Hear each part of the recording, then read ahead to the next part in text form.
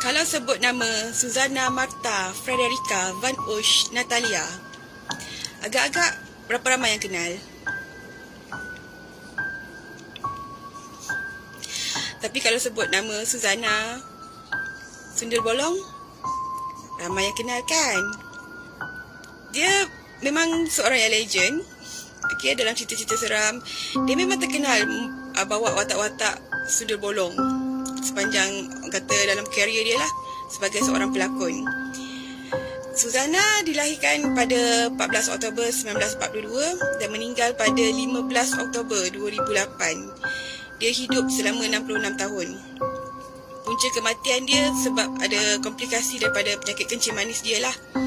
Apa yang difahamkan, kisah misteri hidup dia bukan saja ada dalam filem-filem lakonan dia, tapi ternyata selepas dia dah meninggal pun masih kedengaran lagi cerita-cerita tentang dia.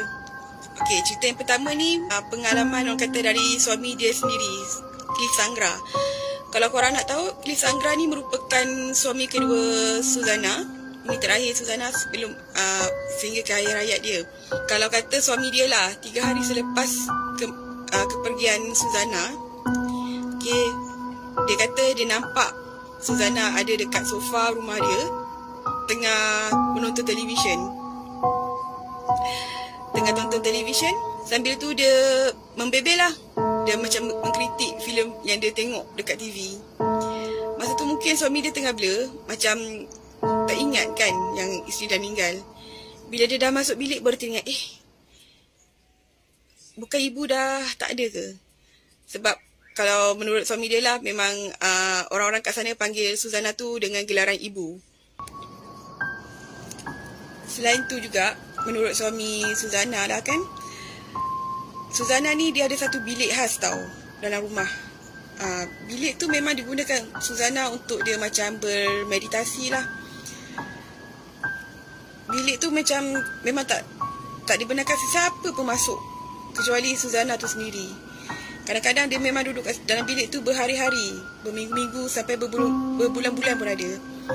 Kata suami dia lagi, pernah satu kali tu dia ternampak Suzana tengah sikat rambut dalam bilik.